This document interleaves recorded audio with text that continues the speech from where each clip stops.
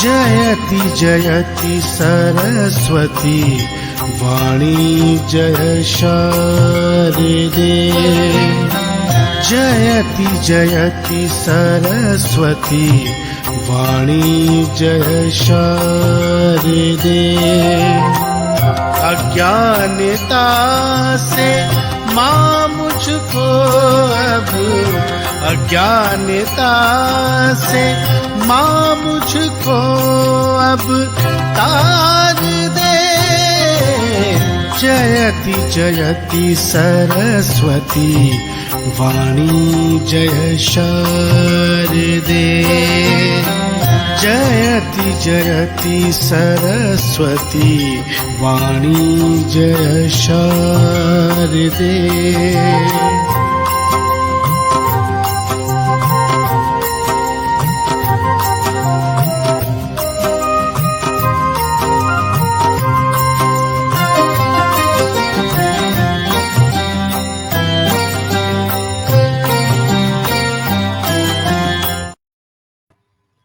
नमस्कार मित्रों, मैं उपस्थित हूं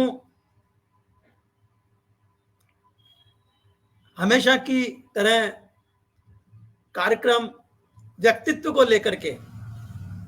आज के कार्यक्रम में हमारे अतिथि हैं आदरणीय डॉक्टर श्याम सिंह जी राजपुरोहित, जो कि प्रशासनिक सेवा से सेवानिवृत्त हुए हैं। और सबसे खुशी की बात यह है कि आप साहित्य के साथ भी आपका सरोकार है। आप साहित्य में भी बहुत कुछ लिखते हैं, कविताएं भी लिखते हैं, कहानियां भी लिखते हैं, निबंध भी लिखते हैं। तो आज हम इनसे कई तरह की बातें करेंगे, इनके जीवन के बारे में भी बात करेंगे और कैसे ये इस पद तक पहुंचे, कैसे इनका रुझान साहित्य तक हुआ, उन सब बातों को हम आज इनसे करेंगे। और इसके लिए मैं आदरणीय को आमंत्रित करता हूं कि मंच पर आवें। और नमस्कार सर। सभी को नमस्कार। मेरी तरफ से बहुत बहुत धन्यवाद। आपने हमारा आतिथ्य स्वीकार किया, उसके लिए आपका बहुत बहुत धन्यवाद, बहुत बहुत आभार। मैं भी अनुग्रहित हूँ कि आपने मुझे ऐसा अवसर दिया है। आदरणीय, हम कार्यक्रम को प्रारंभ करें उससे पूर्व मैं चाहूंगा कि आप 2 लाइन से माँ सरस्वती का आह्वान कर लें तो साहित्यिक परंपरा निभ जाए।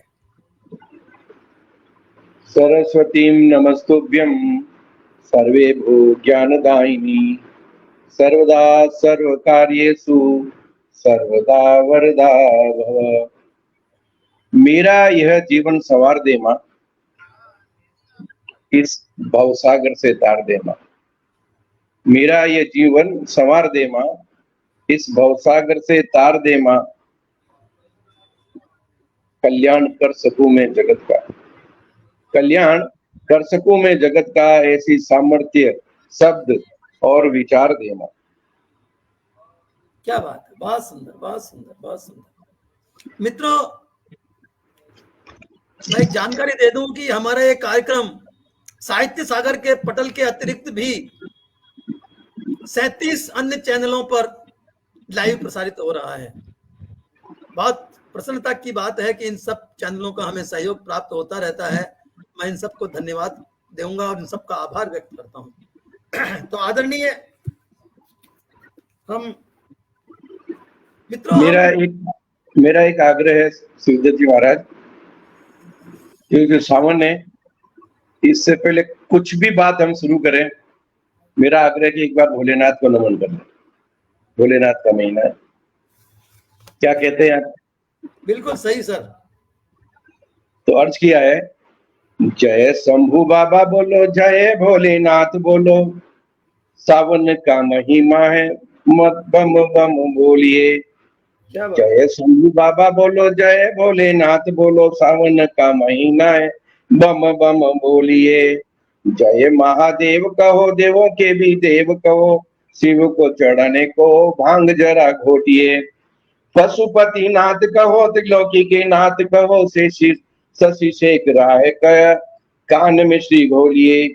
श्रृंगारित चंदन से उमापति वंदन से, अपने लिए खुद ही भाग्य द्वार खोलिए, अपने लिए खुद ही भाग्य द्वार खोलिए। जय महादेव, जय महादेव। बहुत सुंदर, बहुत सुंदर, बहुत सुंदर, बहुत सुंदर। इसी कड़ी में मैं भी भोलेनाथ को याद कर लेता हूँ। स्वागत है। कर्पूर गौरम करुणावतारम संसार सारम भुजगेन्द्रहारम सदा वसंतम हृदयारविंदे भवम भवानी सहितं नमामि, भवम भवानी सहितं नमामि। तो आदरणीय, मैं चाहूंगा कि हमारे दर्शकों को आप एक बार अपने ही मुखार बिंद से अपना परिचय दे दें तो ज्यादा ठीक रहेगा। नाम तो आप लोगों ने लिख ही रखा है, पढ़ ही रखा है आप सभी ने। श्याम सिंह राजपूत नाम है मेरा। 1961 में पाली जिले की रानी तहसील के गांव पिलौनी में मेरा जन्म हुआ था। माता श्री राम सिंह जी राजपूत रेलवे में सर्विस किया करते थे। पिताजी रेलवे में सर्विस किया करते थे। माता जी गृहिणी थी। और आज मैं जो कुछ भी हूँ उस पे उन दोनों का ही जबरदस्त प्रभाव है। मूल निवासी मैं वही पिलौनी गांव का हूँ, पाली जिले का। पालन पोषण और शिक्षा दीक्षा मेरी जोधपुर में हुई। उच्च शिक्षा मैंने जयपुर से की और अभी हाल ही में 64 साल की उम्र में मैंने पीएचडी की है। प्राचीन भारत में शिक्षा प्रणाली का विकास और प्रगति, नई शिक्षा नीति के विषय संदर्भ में अभी फरवरी 2024 में मुझे अवार्ड हुई है पीएचडी। हाल में जयपुर में निवास कर रहा हूँ।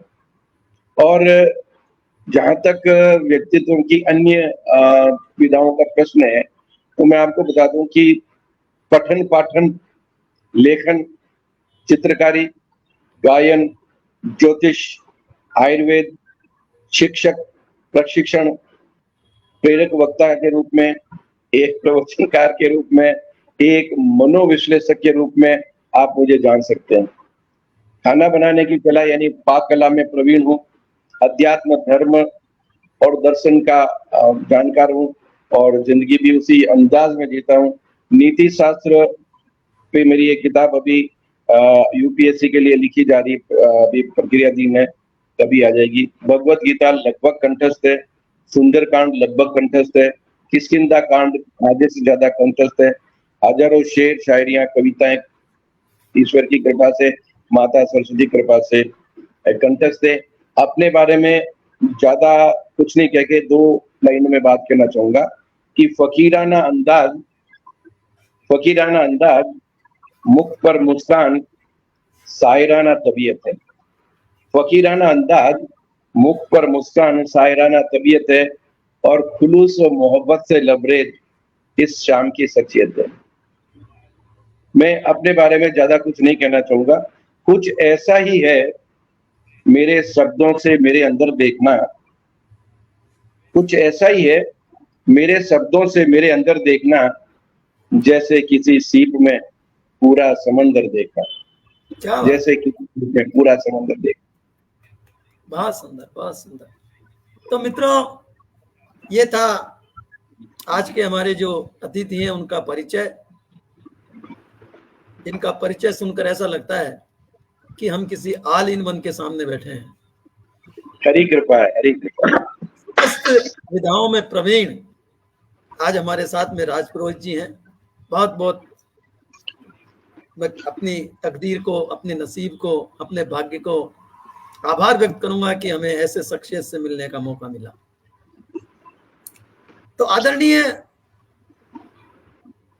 मित्रों, एक बात और बता दूं कि शिक्षा के लिए कोई आयु विशेष की आवश्यकता नहीं होती है। जैसा कि आपने बताया कि 64 साल की उम्र में आपने पीएचडी की है। यह सिद्ध करता है कि शिक्षा के लिए कोई आयु नहीं होती और कोई शर्म नहीं होती है। कभी ये नहीं सोचना चाहिए कि इस आयु में मैं ये काम कैसे करूंगा, ये पढ़ाई कैसे करूंगा। हम किसी भी उम्र में अपनी काबिलियत बढ़ा सकते हैं, शिक्षा प्राप्त कर सकते हैं। तो आदरणीय आप शोभा जी का धन्यवाद। आप जो है प्रशासन अधिकारी बने, इसकी प्रेरणा आपको कहाँ से मिली, कैसे मिली? हम हमारे दर्शकों को थोड़ा बताइए। देखिए सिद्धू जी, मैं बहुत बहुत बहुत निम्न वर्ग, इसलिए मैंने 3-4 बार बहुत शब्द शामिल किया कि निम्न वर्ग की जो पराकाष्ठा होती है, मैं उसके उस परिवार में से निकल के आया हूँ। स्थिति ये हुआ करती थी कि सुबह खाना मिलता था तो रात के खाने की चिंता रहती थी, और रात का खाना हमारे होते तो सुबह के खाने की चिंता रहती। इतना बड़ा परिवार था लेकिन आमदनी के साधन बहुत कम थे। ऐसे में भी मेरी एकेडमिक जो स्थिति थी पढ़ने की, वो बहुत अच्छी थी। घटना याद आती है जिसने मुझे ये प्रशासनिक अधिकारी बनने का गुड़ मेरी पौनी पे लगाया था। घटना याद आती, मैं 8वीं पास करके जब 9वीं में एडमिशन के लिए स्कूल में भर्ती होने गया तो वहां पर मार्कशीट की कॉपी अटेस्टेड मांगी गई। अटेस्टेशन का हमारे पास में कोई जरिया था नहीं, कोई तरीका था नहीं, तो हमने एक कागज पे मार्कशीट की कॉपी उतारी और उस कॉपी को लेके हम नजदीक में एक हॉस्पिटल था, उस हॉस्पिटल में गए क्योंकि सबसे नजदीक गजेटेड ऑफिसर वही थे। वहां पे डॉक्टर शर्ला थी, उन्होंने मेरी मार्कशीट देखी, तो मार्कशीट देख के और मुझे नजदीक बुलाया और मेरी पीठ थपथपा कहा कि बच्चे तेरी मार्क्स बहुत अच्छे, तू बहुत अच्छा पढ़ता है, तू बहुत बड़ा अफसर बनेगा, IAS RS बनेगा। अब उस वक्त तक मैं जिस माहौल में रहता था, उस माहौल में ये IAS क्या होता है, RS क्या होता है, ये जानने का कोई तरीका भी नहीं था। लेकिन वो जो कोहनी पे उन्होंने गुड़ लगाया, उस गुड़ को छाड़ते छाड़ते मैं प्रशासनिक सेवा में आ गया। ये तो हुई एक सकारात्मक बात। दूसरा, जब मैं तैयारी कर रहा था RS की पढ़ाई के बाद में, मैं 10वीं करके टेलीफोन डिपार्टमेंट में नौकरी करने चला गया था क्योंकि घर की आर्थिक स्थिति अच्छी नहीं थी। तो 11वीं से ऑनवर्ड में 5 साल के लिए नौकरी करने के लिए चला गया था। वहीं मैंने ग्रेजुएशन पूरा किया और वहीं रहते हुए मैंने RS के एग्जाम दिए। जब मैं तैयारी कर रहा था तो 2-4 मेरे ऐसे रिश्तेदार थे जिन्होंने मुझे निगेटिवली जो है ना मोटिवेट किया। किसी ने क्या, घर में तो खाने के दाने ही नहीं है पर चले अफसर बनने के लिए, और किसी ने कहा कि वो सपने मत देखा करो जो कभी पूरे नहीं होते। मैंने उनको उस वक्त भी जवाब दिया और बाद में तो आप सबको पता ही है, उनको कुदरत ने, प्रकृति ने और ईश्वर ने उनको जवाब दिया। बाद में ऐसा भी हुआ कि जिन 2 लोगों ने मुझे ताने मारे थे, उन लोगों को काम करवाने के लिए अपना मेरे पास में सिर झुका के हाथ फैला के आना पड़ा। क्या बात है, बहुत सुंदर, बहुत सुंदर। हम आगे बढ़े उससे पहले पटल के उस पार जो हमारे दर्शक गण है, मैं उनका स्वागत अभिनंदन कर देता हूँ। हमारे साथ में कल्पना गोयल जी जुड़ी हैं, आपका मैं बहुत बहुत स्वागत करता हूँ, अभिनंदन करता हूँ। सुभाष शर्मा हमारे साथ जुड़े हैं, मैं आपका भी बहुत बहुत स्वागत करता हूँ, अभिनंदन करता हूँ। शोभा रंगू जी हमारे साथ जुड़ी हैं, मैं आपका भी बहुत बहुत स्वागत करता हूँ, अभिनंदन करता हूँ। SK गुप्ता जी हमारे साथ जुड़े हैं, मैं आपका बहुत बहुत स्वागत करता हूँ। गंगा प्रसाद जी हमारे साथ जुड़े हैं, मैं आपका भी बहुत बहुत स्वागत अभिनंदन करता हूँ। अरुण ठाकुर जी हमारे साथ जुड़े हैं, मैं आपका भी बहुत बहुत स्वागत अभिनंदन करता हूँ। सुभाष जी भी जुड़े, मैंने देखा है उनका। सुभाष जी शर्मा ने भी अभी झलक दिखाई थी अपनी, उनको भी मेरी तरफ से आभार। अरुण ठाकुर जी भी दिखाई दी। इसी प्रकार एक प्रश्न और हमारे मस्तिष्क में घूमता है कि IAS की पढ़ाई करने में तो आदमी को बहुत समय लगता है, बहुत मेहनत करनी पड़ती है, बहुत अपने मस्तिष्क को एकाग्र करना पड़ता है। इस माहौल में आप साहित्य की तरफ कैसे मुड़े, हम थोड़ा जानना चाहेंगे। मैं आपको ये बताना चाहूंगा कि मेरी बचपन से ही, एक तरह से आप ये देख लीजिए, कोई कीटाणु शायद में मेरे साथ में लेके पैदा हुआ था, जीवाणु कीटाणु। बचपन से ही मेरा पढ़ने में बहुत रुझान था।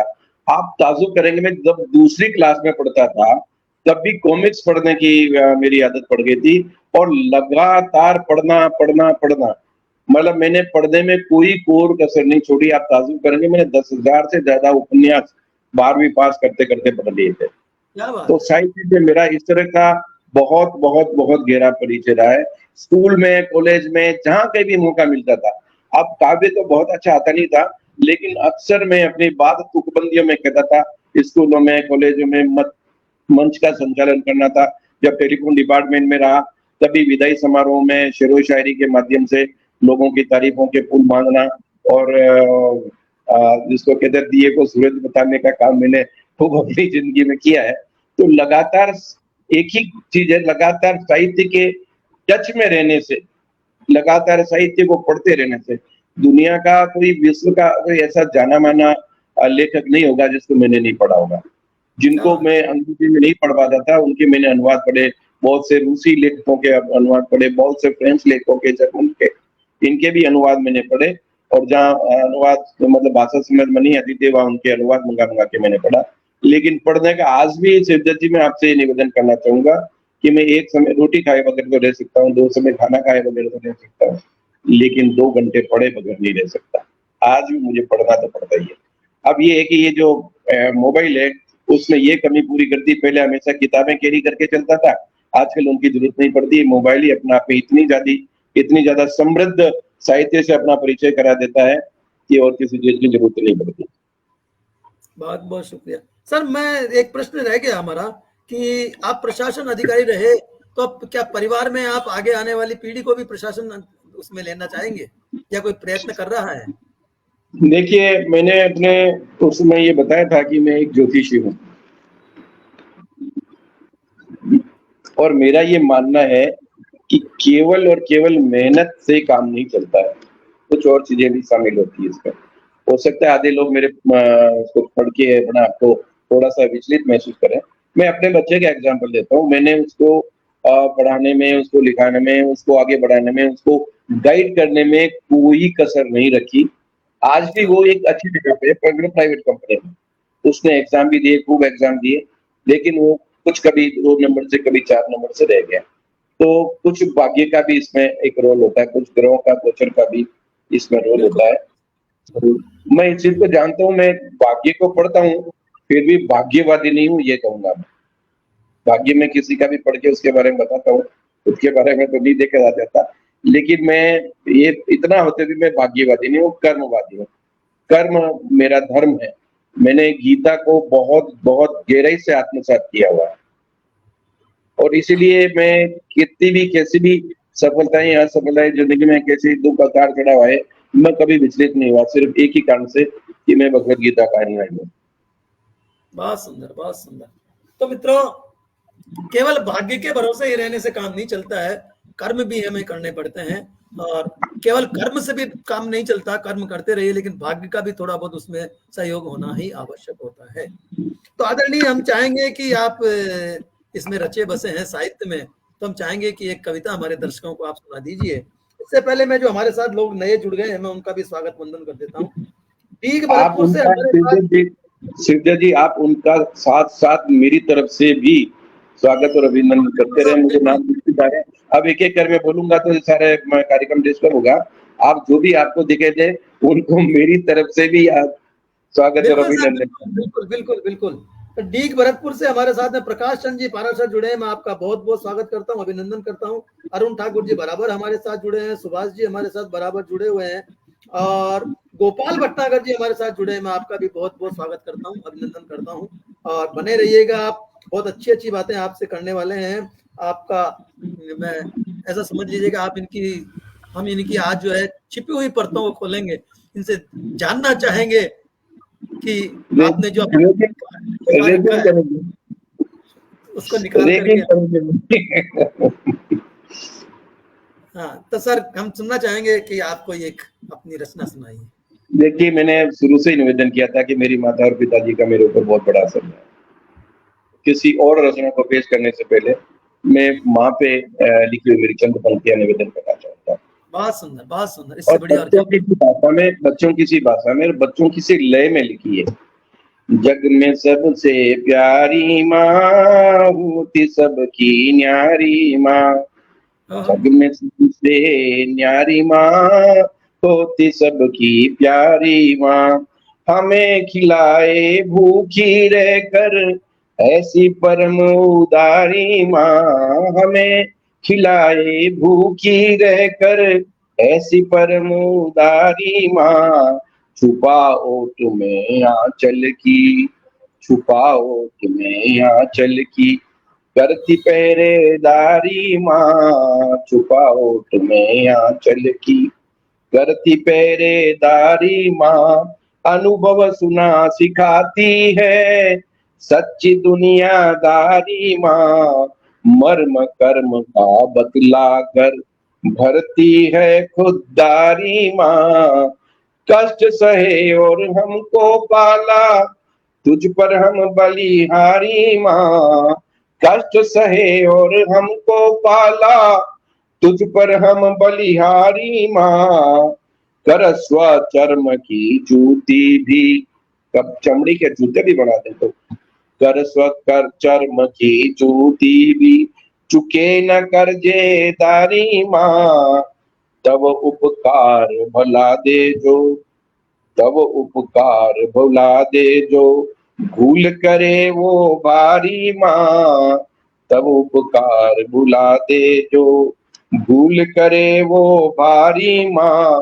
पूत कपूत सुने हैं लेकिन, पूत कपूत सुने हैं लेकिन, नहीं देखी कुमहतारी माँ। निज अंश मान बख्शा करती है, निज अंश मान बख्शा करती है, सुत की सारी भूले माँ। निज अंश मान बख्शा करती है, सुत की भूले सारी माँ। हमको दुनिया में लाई हो, हमको दुनिया में लाई हो, हम तेरे आभारी माँ। हमको दुनिया में लाई हो, हम तेरे आभारी माँ। चाहे फिर से बच्चे बनकर, चाहे फिर से बच्चे बनकर, पाए गोद तिहारी माँ। पाए गोद तिहारी माँ। तेरी छवि ही दिखती मुझ में, तेरी छवि ही दिखती मुझ में, श्याम तेरा आकारी माँ।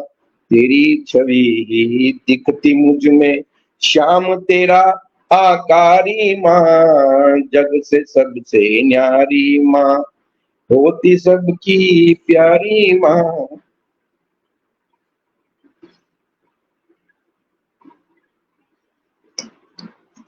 थोड़ा भावुक हो गया था, 1 साल पहले मेरी माता जी का देहांत हो गया था, तो अब उनको याद करके थोड़ा भावुक हो गया, स्वाभाविक ही है। यही कारण था कि आप भावुक हुए, और आपके साथ साथ हम लोग भी सब जो हैं, इतने सुंदर शब्दों से जो आपने माँ का आह्वान किया, माँ को याद किया, उससे हम भी जो है भावुक हो गए, हमारे भी जो है गला भर गया। तो चलिए, इसी बीच हमारे साथ में राजेंद्र जी खत्री जुड़े हैं। मैं आपका बहुत बहुत स्वागत करता हूं, बहुत बहुत अभिनंदन करता हूं। और देश के एक सर्वश्रेष्ठ साहित्यकार आर्यन सिंह जी भी हमारे साथ जुड़े हैं। मैं आपका बहुत बहुत स्वागत अभिनंदन करता हूं, बहुत बहुत आपका आभार व्यक्त करता हूं। सुभाष जी हमारे साथ बराबर जुड़े हुए हैं, शोभा बहन शोभा रंगू जी हमारे साथ बराबर जुड़ी हुई है। मैं आप सबका स्वागत अभिनंदन करता हूँ, और सबके बढ़िया बढ़िया कमेंट्स आ रहे हैं। अरुण जी कह रहे हैं कि बहुत सुंदर भावों से ओतप्रोत आपकी कविता रही। माँ की, आभार राजेंद्र आनंद जी का। कह रहे हैं कि माँ की रचना बहुत सुंदर रही, भावपूर्ण प्रस्तुति रही। बहुत बहुत आपको सब लोग धन्यवाद कह रहे हैं। तो कार्यक्रम को आगे बढ़ाते हुए मैं आपसे फिर पूछना चाहूंगा कि आपकी कोई कविता में, साहित्य में कोई विशेष विधा है, या उसमें भी आप जो हरपन मौला हैं?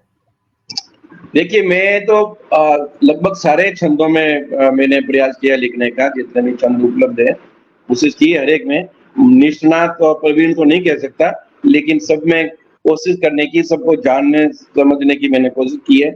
लेकिन मेरे प्रिय जो है, एक तो घनाक्षरी, मनोहरण घनाक्षरी है, वो मेरा सबसे प्रिय एक तरह से छंद है। विधाता छंद में भी मुझे बहुत अच्छा लगता है लिखना। कुंडलिया छंद में अभी मैंने कुछ समय से 3-4 महीनों से लिखना शुरू किया है। और मुक्तक तो मैंने पता नहीं अनगिनत लिखे, उसका कोई हिसाब ही नहीं है। मैं आपको ये निवेदन करूं कि एक स्टार मेकर करके एक सिंगिंग ऐप है, गाने गाने का ऐप है, हाँ हाँ उसमें हाँ, उसमें लगभग मेरे 2500 से ज्यादा मैंने गाने रिकॉर्ड कर रखे हैं। और क्या उसमें बात। ताकि मेरी हर गाने के साथ में मैं एक मुक्तक जरूर लिखता हूँ, उस गाने की मूल भावना को पकड़ के। तो आप ये समझ लीजिए कि 250 के करीब मुक्तक मैंने अलग अलग मतलब मूड में लिखे हुए हैं। बहुत सुंदर, बहुत सुंदर। तो सर, हम चाहेंगे कि आप एक श्रृंगार की रचना सुना दीजिए। अवश्य सुनाएंगे, आप तो श्रृंगार की सुना रहे थे, चलिए। उपलब्ध है तो।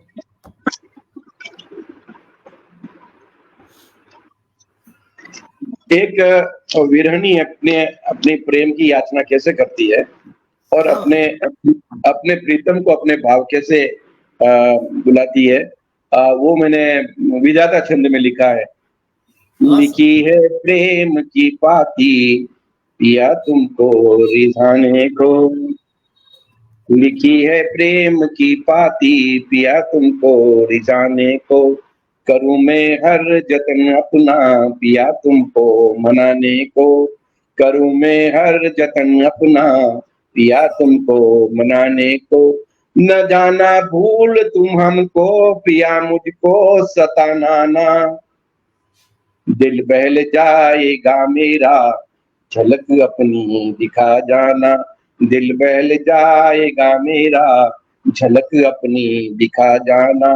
जो चिट्ठी मिलेगी उसका क्या करना ये भी बता रही हूँ अपनी तरफ से। अब वो क्या करे ये तो अगले की वो प्रकृति है, लेकिन वो क्या चाहती है, मिले जो प्रेम की पाती उसे दिल से लगा लेना, तुम्हारी प्रीत की प्यासी मुझे अपना बना लेना, तुम्हारे प्रीत की प्यासी मुझे अपना बना लेना, मिले जो प्रेम तेरा तो निखर जाऊं पिया मैं भी, मिले जो प्रेम तेरा तो निखर जाऊं पिया मैं भी, तुम्हारे प्यार के अंगना बिखर जाऊं पिया मैं भी, तुम्हारे प्यार के आंगन बिखर जाऊं पिया मैं भी।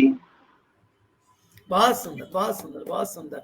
इसी बीच हमारे साथ में निर्मल औदित्य जी जुड़े हैं। मैं आपका बहुत बहुत स्वागत करता हूँ, अभिनंदन करता हूँ। और साथ में हमारे जुड़े हैं और नए राजेंद्र जी खत्री हमारे साथ बराबर जुड़े हुए हैं। चलिए निकल गए हैं ऊपर, मैं जब दोबारा देखता हूँ फिर उसके बाद में। तो सर अब अपने कार्यक्रम को हम आगे बढ़ाते हैं और इसमें सर आप प्रशासन अधिकारी IAS इंडियन एडमिनिस्ट्रेटिव सर्विस, इसमें तो इंडिया में कहीं भी जो है आपकी ड्यूटी लग सकती है, तो आप हमारे दर्शकों को बताइए कहाँ कहाँ पर आपकी जो है सर्विस करी आपने, कहाँ कहाँ पर? मैं ना राजस्थान स्टेट कैडर से सिलेक्टेड हूँ, क्योंकि मैं अच्छा। RS में था, RS से प्रमोट होकर मैं IAS में आया था, तो इसलिए अच्छा। होम कैडर मेरा राजस्थान ही रहेगा, तो मैं राजस्थान में ही रहा है। लेकिन जब इलेक्शन हुए लोकसभा के विधानसभाओं के, तो पिछले 10 सालों में कम से कम 3-4 स्टेट्स में मैं एज इलेक्शन ऑब्जर्वर गया और वहां भी एक तरह से अपने कैडर का और अपने स्टेट का नाम ऊंचा चढ़ाया है इलेक्शन में एज ऑब्जर्वर। मैं वेस्ट बंगाल में भी गया था जब ममता जी पहली बार मुख्यमंत्री बने थे, उसको भी गया था। मैं गोरखपुर का भी ऑब्जर्वर था जब योगी आदित्यनाथ जी CM बने उसके बाद में। इसी तरह से मैं हिमाचल प्रदेश में भी गया था, मैं गुजरात में भी गया था। तो एज इलेक्शन ऑब्जर्वर मैंने उन जगहों में काम किया। रिटायरमेंट के बाद में केंद्रीय कृषि मंत्री कृषि राज्य मंत्री कैलाश जी चौधरी उनके साथ के साथ मैंने काम किया। तो एक तरह से राजस्थान से बाहर रह के काम करने का मौका मुझे थोड़ा कम ही मिला। बहुत बढ़िया, बहुत बढ़िया। सर आप अपने सर्विस काल में कोई ऐसा अनुभव आपको हुआ हो जो कि आपके दिलो दिमाग में आज भी बसा हुआ हो? कई बातें ऐसी होती है जीवन में जो कि यादगार बन जाती हैं या दिल में छाप। आपने सही कही, कुछ खट्टे मट्टे अनुभव में खट्टे तो अनुभव बताऊंगा नहीं, कोई मतलब नहीं उसका। 2 घटनाओं से मैं बात क्लियर करना चाहता हूँ, वो मेरी एक तरह से पर्सनैलिटी को भी डिफाइन करेगी। मैं प्रतापगढ़ में जिला कलेक्टर था और वहां स्कूलों में 1,67,000 बच्चे थे विभिन्न क्लासों में। अच्छा। और मेरा ये दावा था कि मैं किसी स्कूल में जाके खड़ा होता और बच्चों से पूछता कि ये बच्चे किसके हैं, बोले कलेक्टर साहब के। अच्छा। मेरे और राजा सगर के तो केवल 60,000 बच्चे थे, प्रतापगढ़ में मेरे 1,69,000 बच्चे थे। आज भी वहां के बच्चे मेरे से संपर्क में हैं, आज भी बच्चे बच्चियां मुझे फोन करते रहते हैं, मुझे मैसेज भेजते रहते हैं। एक तो ये घटना।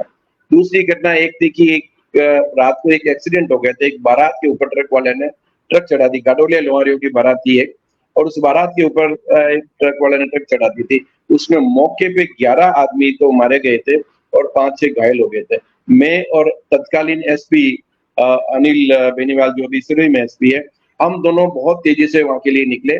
सारे रास्ते को हमने एक बार साफ करा के, धुलवा के, और एकदम कर डेड बॉडीज को सर्व करवा दिया, और घायलों को जिनको अस्पताल पहुंचाना था उनको लोकल अस्पताल, और जिनको उदयपुर रेफर करना था उनको उदयपुर रेफर कर दिया।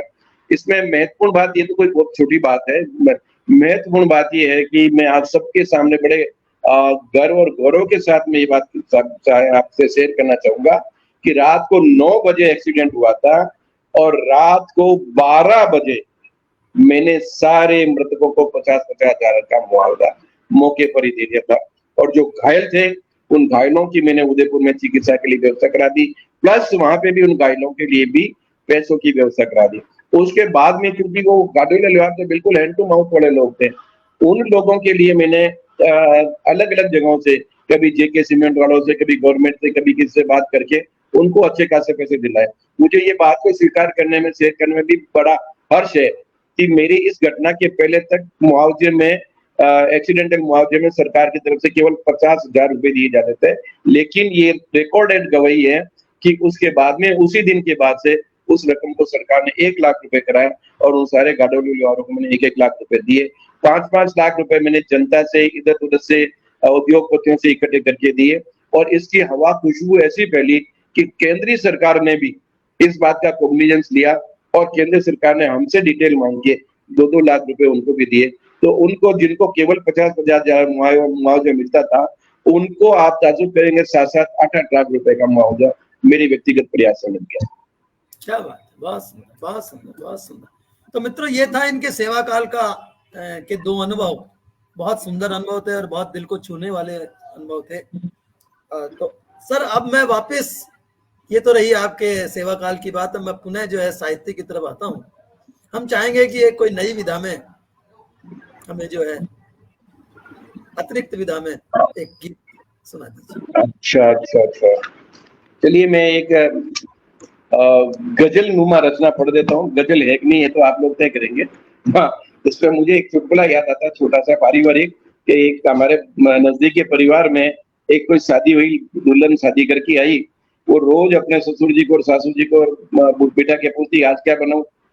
तो वो जो बताते थे, वो बनाती तो वही थी, लेकिन चीज कुछ और ही बन जाती थी। आखिर में 3-4 दिन तक लगातार ऐसा हुआ, और फिर एक दिन उसने पूछा ससुर को, पिताजी क्या बनाऊं? उसने कहा, बेटा तू तो बना ले, नाम तो हम रख लेंगे। तो ऐसे मैं तो सुना, अब मैं तो सुना दूंगा, आपको जो नाम रखना हो रख लीजिए।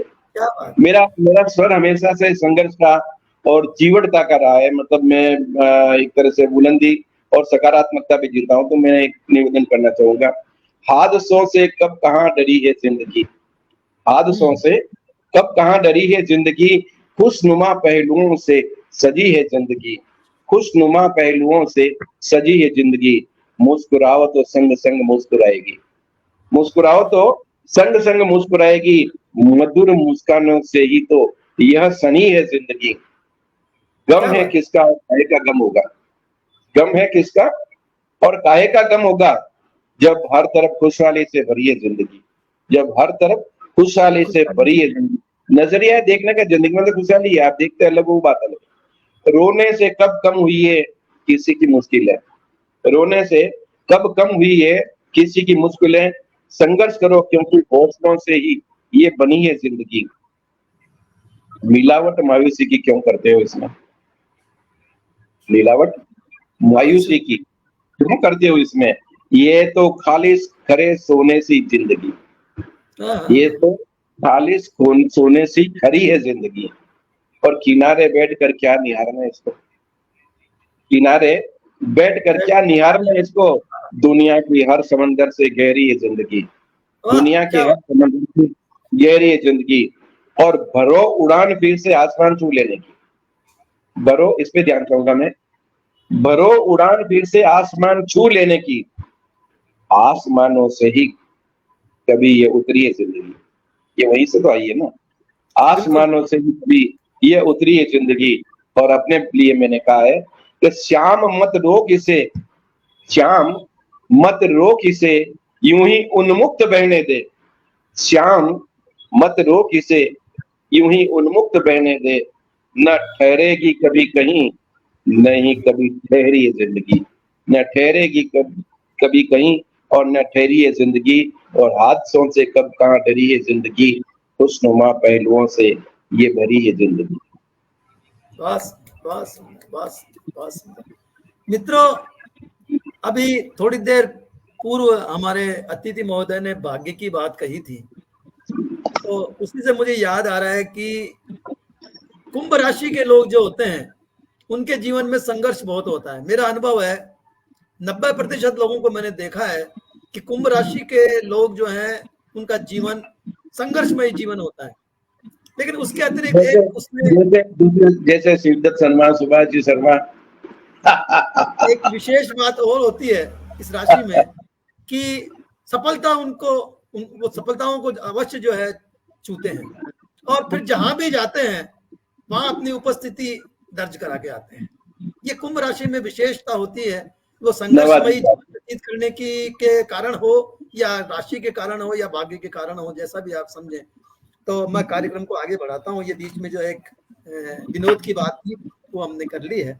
बीच बीच में विनोद भी चलते रहना चाहिए। बिल्कुल बिल्कुल, विनोद ही जीवन है। तो आदरणीय, ये तो हुई आपके सेवा काल की बात। मैं जानना चाहूंगा कि साहित्य के क्षेत्र में भी कोई ऐसी घटना हुई हो जिससे आपको साहित्य से जो है थोड़ा ऐसा लगा हो कि साहित्य क्षेत्र में मैं कहाँ फंस गया, यहाँ तो जो है इस तरह की राजनीति चलती है, या पक्षपाती होती है, या इस तरह का कुछ होता है। अगर ऐसा कुछ हुआ हो तो मैं आपको ये बताऊं कि ऐसा तो मुझे कभी भी नहीं लगा। अच्छा। इसलिए नहीं लगा कि मुझे किसी ने मार मार के तो मुल्ला बनाया नहीं है। साहित्य में रचना बचना मेरी अपनी चॉइस थी, अपना शौक था। बट आपने बात साहित्य की छेड़ी है, तो मैं ये कह सकता हूँ कि ऐसा तो नहीं हुआ कि कभी साहित्य से मेरा मोह भंग हुआ, लेकिन ये जरूर कहूंगा कुछ साहित्यकारों से जरूर मोह भंग हुआ। और वो कौन, जो नकारात्मक लिखते हैं, जो विभाजक बातें लिखते हैं, जो तोड़ने बांटने की बात करते हैं, जो शालीनता से परे जाकर अश्लीलता की बात करते हैं, या जो बुराइयों का महिमा मंडन करते हैं, या जो हल्की भाषा काम में लेते हैं, या घटिया भावों का प्रदर्शन करते हैं, उनसे जरूर मेरा जो है ना वो एक तरह से मेरा विचलन रहा है। इनके लिए मैंने 4 लाइनें लिखी है। लिखिए कविता कोई, कहिए कहानी कोई, गीत नया लिख कर सबको सुनाइए। इसमें सारी बात आ जाएगी जो मैं क्या कहना चाहता हूँ। लिखिए कविता कोई, कहिए कहानी कोई, गीत नया लिख कर सबको सुनाइए। भावना में बहकर होश में भी रहकर, भावना में बहकर होश में भी रहकर, जग हित की बात सबको बतलाइए। जग हित की बात, जग के हित की बात सबको बताइए। मन चाहिए कहिए भी, हद में भी रहिए भी, मन चाहिए कहिए भी, हद में भी रहिए भी। भटके हुओं को आप राह भी दिखाइए, भटके हुओं को आप राह भी दिखाइए। आप कहें हम सुने, नित नए छंद बुने, आप कहें हम सुने, नित नए छंद बुने। ऐसी कोई कला साथी हमें भी सिखाइए, ऐसी कोई कला साथी हमें भी सिखाइए। बहुत सुंदर, बहुत सुंदर, बहुत सुंदर, क्या बात है। तो सर, कार्यक्रम अब हमारा जो है परवान के आसपास आ गया है, उस पायदान पे आ गया है। तो हम चाहेंगे कि अब हमारे श्रोताओं को, दर्शकों को कोई संदेश देना चाहें। आज का युवा जो भटकाव की तरफ जा रहा है, उनको आप कोई संदेश देना चाहें, क्योंकि आप अच्छे पदों पर रहे हैं, आपने संघर्षमय जीवन जिया है, आपने दुनिया देखी है। और आज का युवक इस तरह से भटक रहा है, चाहे वो नशे की आदत हो, चाहे वो आवारागर्दी हो, चाहे वो लव जिहाद हो या लव हो, इन चक्रों में पड़ करके जो जीवन अपना बर्बाद कर रहा है, उसके लिए आप कोई संदेश हमारे दर्शकों को देना चाहें, श्रोताओं को देना चाहें तो स्वागत है। मैं ये कहूंगा कि मैंने अपने जीवन की जिस तरह से शुरुआत की थी, वही अपने आप में एक बहुत बड़ा संदेश है कि जिसके घर में खाने की रोटी नहीं थी, उस आदमी ने इस जगह तक जाने का सफर तय किया, तो किस बूते पे किया होगा। इसमें मैं ये कहूँगा कि मेरे से पहले और मेरे बाद भी मेरे पूरे खानदान में कोई ना तो इतना पढ़ा, ना कोई इतना लिखा, ना ही कोई इस मेरी पोस्ट तो बहुत बड़ी पोस्ट है, कोई इसकी पोस्ट के आस-पास भी कोई पहुँचा हो, ऐसा भी मेरे परिवार में कोई नहीं हुआ। मेरा अपना था जो भी था। मैं ये कहता हूँ कि ज़िंदगी में आदमी को अपने आप को अजेय मानना चाहिए। आप बाजी हार जाएँ कोई दिक्कत नहीं, बाजी हारना स्वाभाविक है, हर बाजी नहीं जीती जाती। आप बाजी हार जाएँ, खुद कभी नहीं हारे। जब मौका पड़े दुगने उत्साह के साथ में उठ के रवाना करें। लहरों का मैं हमेशा लोगों को उदाहरण देता हूँ। लहर क्या है? उठती है और गिरती है, यही लहर है क्या? नहीं। लहर से देखने की बात है कि उठती है, गिरती है, लेकिन गिरने के बाद आप जब भी देखिए कि समुद्र किनारे बैठ के, वो उससे ज़्यादा वेग से फिर वापस उठती है। हाँ, बहुत सुंदर, बहुत तो सुंदर ये उदाहरण। चीज़ आपको हमेशा रहना चाहिए। आप देखिए कि बहुत से लोग मुझे मिलते हैं, बच्चे भी मिलते हैं, अरे साहब हमारा जीवन बड़ा संघर्षमय, बड़ा संघर्षण ये है। मैं उनको छोटी-सी बात कहता हूँ। मैं कहता हूँ भाई, जब तक संघर्ष है ना तभी तक जीवन। ये संघर्ष खत्म और जीवन भी खत्म। जिस दिन संघर्ष खत्म हो जाएगा ज़िंदगी में, मतलब मेरा तो एक मानना है, सांस लेना भी तो एक संघर्ष है, कभी आती है, कभी नीरस हो नहीं जाए, आती। जीवन नीरस हो आप जाता है। जीवन मेरे से आप जो कुछ भी है वो संघर्ष है तो जीवन है। और संघर्ष नहीं है तो फिर मुर्दा कोई संघर्ष करता है क्या? कोई बेहोश आदमी, कोई कोमाम पड़ा आदमी संघर्ष करता है क्या? बहुत सुंदर। मेरा जिंदगी का एक पेट शेर है, मतलब तो मैं निवेदन करूंगा कि हवादिशों से उलझकर मुस्कुराना मेरी फितरत है। हवादिशों से, हवादिश मतलब हादसों का बहुवचन। हवादिशों से उलझकर मुस्कुराना मेरी फितरत है, मुझे दुश्वारियों में अश्क बरसाना नहीं आता।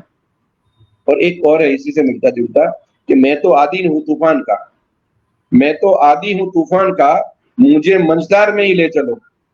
मैं तो आदी हूँ तूफान का, मुझे मंझधार में ही ले चलो। डरा सकती नहीं हरगिज मुझे डूबे हुओं की दास्तान, डरा क्या बात, सकती नहीं मुझे डूबे बहुत हुओं की सुंदर, दास्तान। बहुत सुंदर इसे संदेश। इसी बात को कहने के लिए मैंने और स्पष्ट करने के लिए एक छोटी सी गणाक्षरी में निवेदन किया। मन न करो निराश, पालो एक नई आस, दुख सारे दूर कर खुशियां मनाएंगे। किस बात का है गम, खुशियां नहीं है कम, हर एक पल दिन हंस के बिताइए। काहे निस दिन रोना, नींद सुख चैन को ना, सभी परेशानियों को दूर ही भगाइए।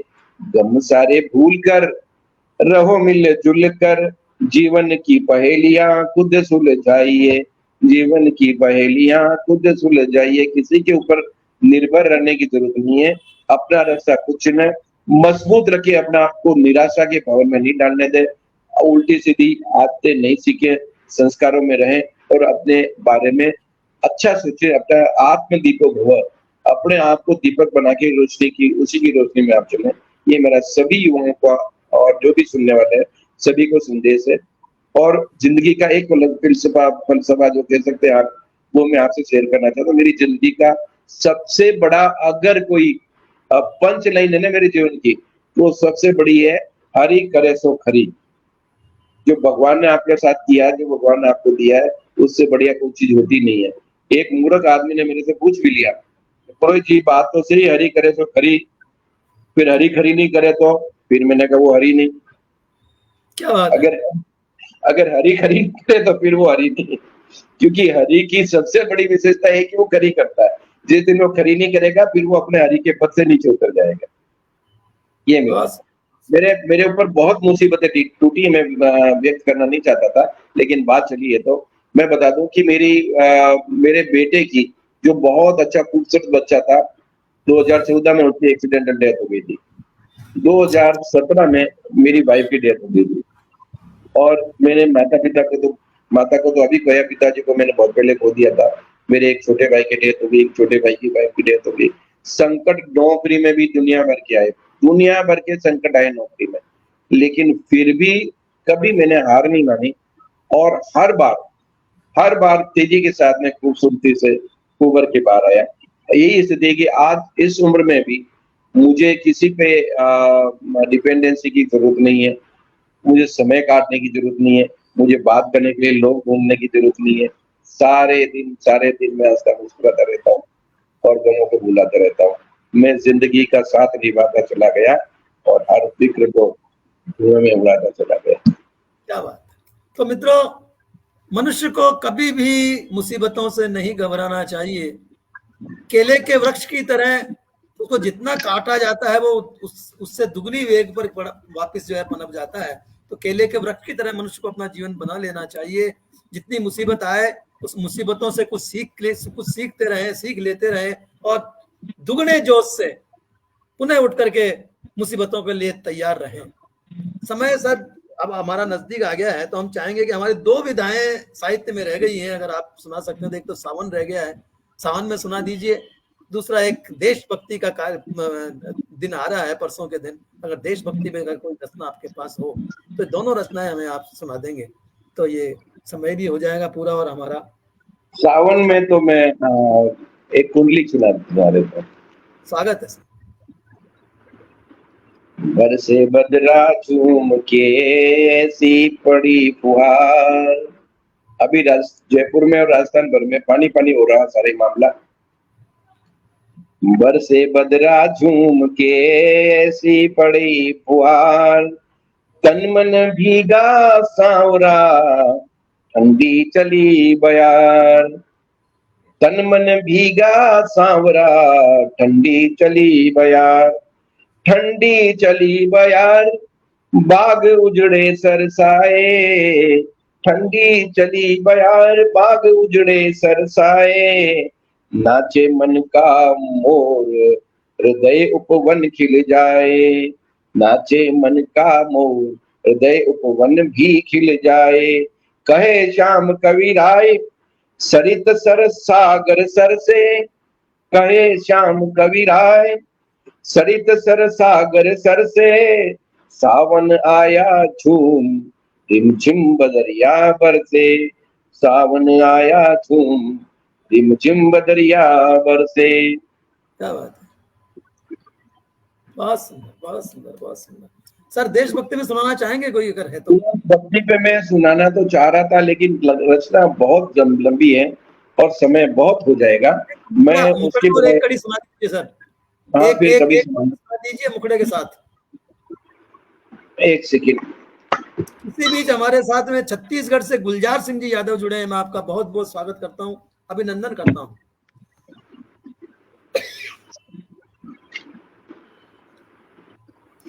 तो मित्रों, हम हर मंगलवार को एक व्यक्तित्व को आपके सामने लाते हैं, उनसे बातें करते हैं, उनसे संदेश सुनते हैं, उनका जीवन कैसे गुजरा वो सुनते हैं, उनसे हम अच्छी अच्छी बातें जानने का प्रयास करते हैं, सीखने का प्रयास करते हैं।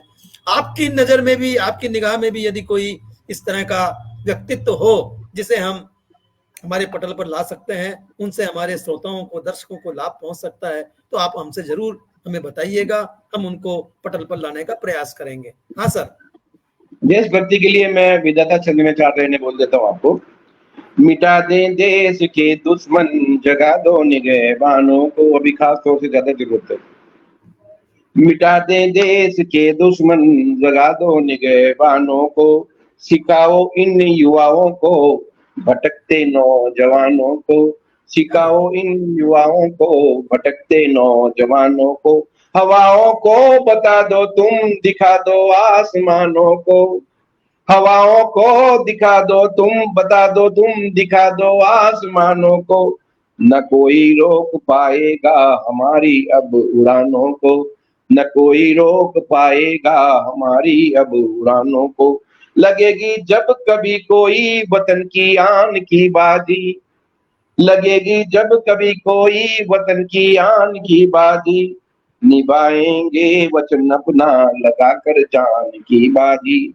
निभाएंगे वचन अपना लगा कर जान की बाजी। हमारा देश है भारत, इसे ऊंचा उठाना है। हमारा देश है भारत, इसे ऊंचा उठाना है। बढ़ाकर शान इसकी तो जमाने को दिखाना है। बढ़ाकर शान इसकी तो जमाने को दिखाना है। मैं अब अपनी तरफ से जो कि मैं हमेशा जहाँ भी काव्य पाठ करता हूँ, काव्य गोष्ठियों में, मैं अपनी स्वर्गवासी पत्नी को जरूर याद करता हूँ। समय कितना है अपने पास? पढ़िए साहब, पढ़िए, आप तो कंटिन्यू कीजिए, समय है। एक तो मैं उनके बारे में बताऊंगा कि रखती थी वो मुझको बड़े जतन से संभाल के, रखती थी वो मुझको बड़े जतन से संभाल के, और आते थे उसको कई कई जादू कमाल के। रखती थी वो मुझको बड़े जतन से संभाल के, और आते थे उसको कई कई जादू कमाल के, और जाते जाते वो कुछ ऐसा कर गई शाम, जाते जाते वो कुछ ऐसा कर गई शाम, ले गई वो मुझको मुझसे ही निकाल के, क्या बात, ले गई वो मुझको मुझसे ही निकाल के। उसको याद करते हुए 4 लाइनें पढ़ना चाहूंगा मैं। रग रग में कोई बर्फ सी लहराई है अभी अभी, रग रग में कोई बर्फ सी लहराई है अभी अभी, आज फिर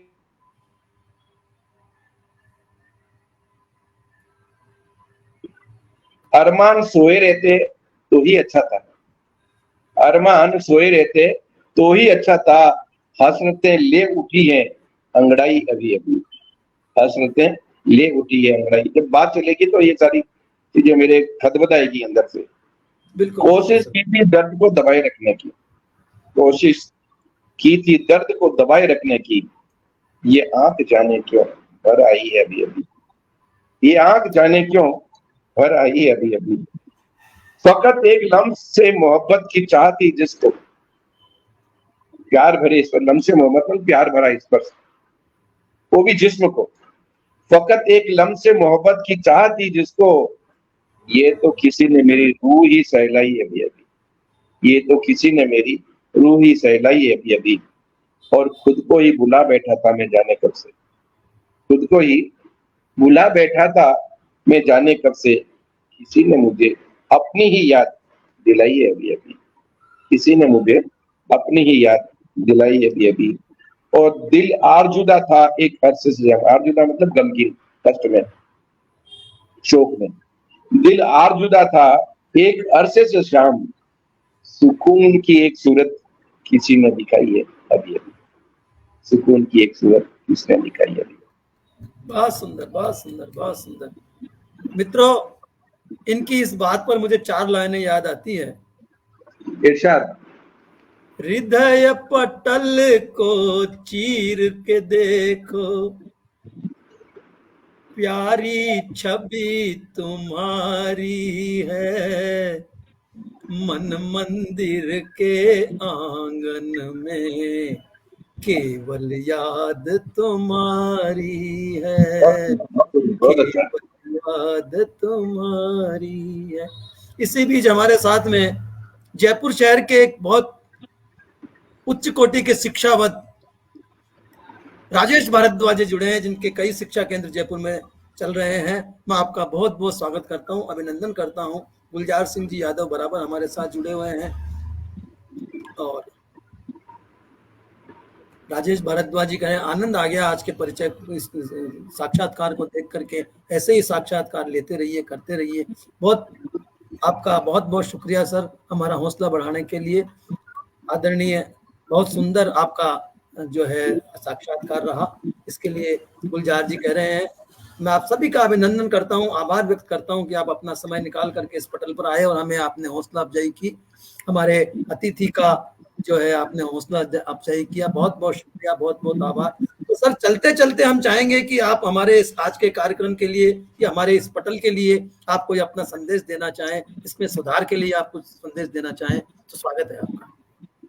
पहले तो मैं आप सबका शुक्रिया अदा करना चाहूंगा, पहले और आखिर सब में कुल मिला के वो फर्स्ट एंड फॉरमोस्ट के लिए आप शुक्रिया अदा करना चाहूंगा। दूसरा, अक्सर ये बात आती है कि साहब बहुत से कार्यक्रम में जाते ये बात पूछते हैं, भाई साहब आप यहाँ आए, कैसा लगा, क्या हुआ?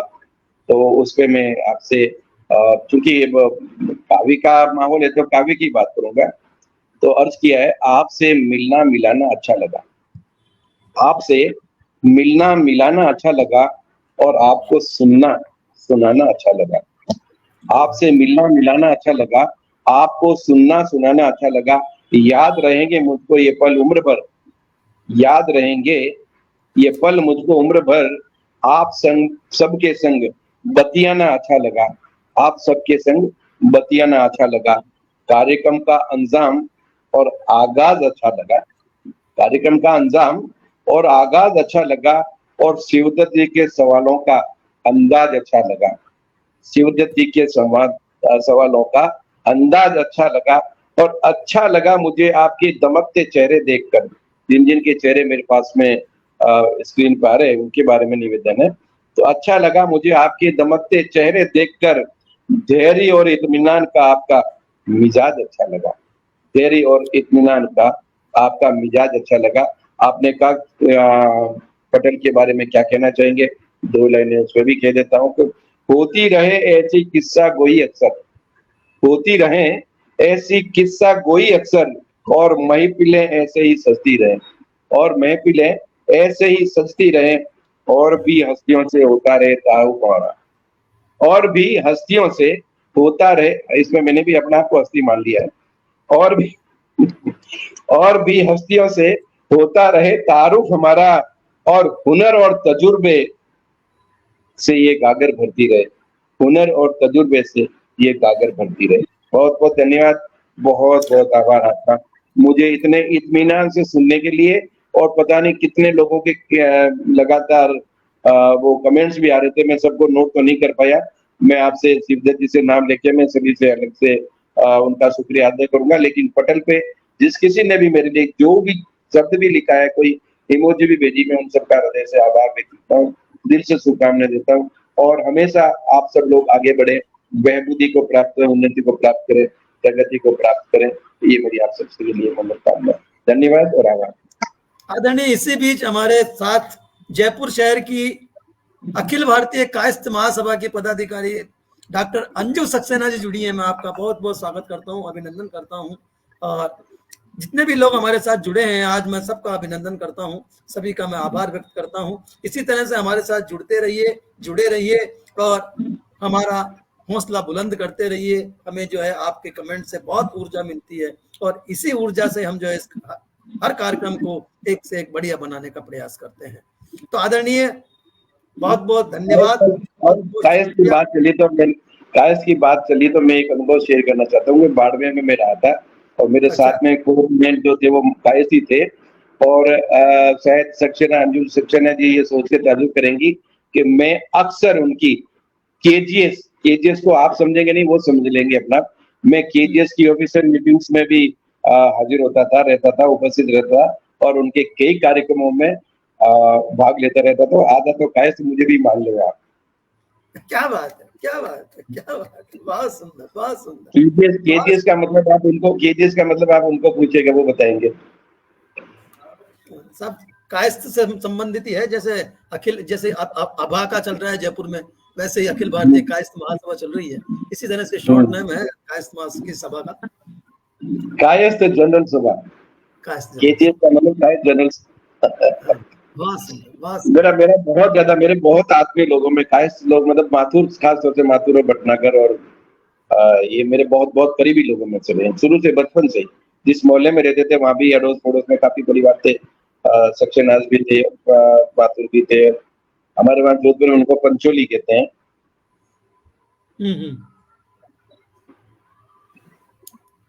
चलिए, आज का कार्यक्रम मित्रों बहुत बढ़िया कार्यक्रम रहा, बहुत अच्छा लगा आदरणीय राजपुरोहित जी से मिलकर के।